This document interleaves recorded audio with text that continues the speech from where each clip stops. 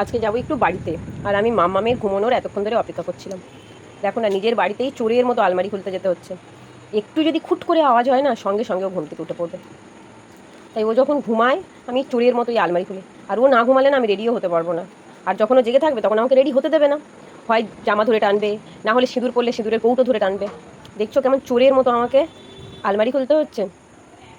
এই রকম করেই চলছে জীবনটা। একটু ঘুমাক, ততক্ষণে আমি রেডি হই।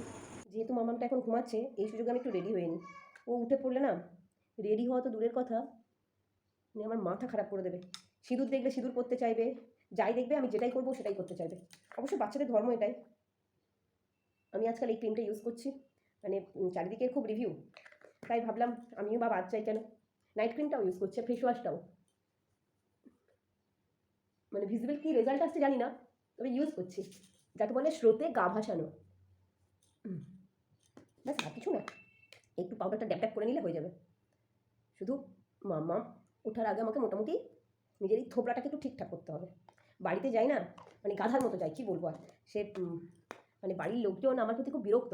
সবাই বলে একটু সেজে গুজে আসতে পারিস না, কী অবস্থা হয়ে আসিস। কিন্তু কাকে আর বোঝাবো যে আমি কী পরিস্থিতিতে বাড়িতে যাই। অ্যাকচুয়ালি দুদিন পরে যাওয়ার কথা ছিল আমার, কিন্তু আমাকে যেতে হচ্ছে কিছু ডকুমেন্টস, এই যে এই অ্যাড্রেসে ট্রান্সফার করতে হবে, সেই কারণে আমাকে যেতে হচ্ছে, এত আর্জেন্ট। কালকে হাজব্যান্ডও চলে যাবে। এই দেখো না, সব কিছু রেডি করে নিয়েছি, সব কিছু, ওর জিনিসপত্র, ওর খাবার দাবার। দুদিন মাত্র থাকবো, ওষুধ ফষুধ কিচ্ছু বাদ দিইনি। আর ওখানে ওর জামা কাপড় সব রয়েছে, এক সেট করে, এক সেট নয় 2-3 সেট রয়েছে ওখানে, সেই জন্য জামা কাপড়টা কিছু নেই, কিন্তু খাবার দাবারগুলো তো নিয়ে যেতে হয় বলো। সব রেডি মোটামুটি। এবার একটু চুলটা ছেড়ে নিই, ব্যাস। আর চুলটা যা হয়েছে না দিন দিন, পুরো ঝাড়ু, পুরো ঝাড়ু হয়ে গেছে আমার চুল। দেখো, এই দেখো না, আজকের আবার কন্ডিশনারটা শেষ হয়ে গেছে, সে কন্ডিশনারও দেওয়া হয়নি। কী যে চুল অবস্থা, কি বলবো আর। দেখো না, পুরো জট পাকিয়ে রয়েছে। ওই যা হোক করে একটু ছেড়ে নিলাম, কন্ডিশনারটা শেষ হয়ে যাওয়াতে চুলের অবস্থা আরও খারাপ হয়ে গেছে। সে মানে অর্ডার দেবো দেবো দেবো দেবো করে আর দেওয়া হয়ে উঠছে না। আসলে নিজের প্রতি না বড্ড উদাসীন হয়ে গেছি আমি দিন দিন। বিশেষ করে মামা হওয়ার পর থেকে আমি নিজের প্রতি সত্যি বড্ড বেশি উদাসীন। দেখো কী হারে জট পড়েছে।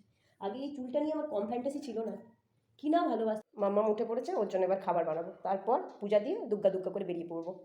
এই যে দেখো না, খাবার যেই নিয়ে এসেছি, খাবার দেখে এখানে পালিয়ে যাচ্ছে। দুনিয়ার সব এমনি মুখে দেবে, কিন্তু এই খাবার, খাবার দেখলেও ভয়। সবে 6:45 বাজে, আমার সন্ধে দেওয়ার তাড়া, কারণ আমাকে আর 10 মিনিটের মধ্যে বেরোতে হবে। তাকে মাঝ রাস্তায় খাওয়াতে খাওয়াতে মাঝ পথে রেখে দিয়ে চলে এলাম। আমি দুপুরবেলা ও যখন ঘুমাচ্ছিল সব রেডি করে রেখে দিয়ে গেছি, শুধু এবারে এই প্রদীপটা জ্বালিয়ে দিলে ব্যাস আমার কাজ শেষ হয়ে যাবে। কি তাড়াহুড়োটাই না করছি।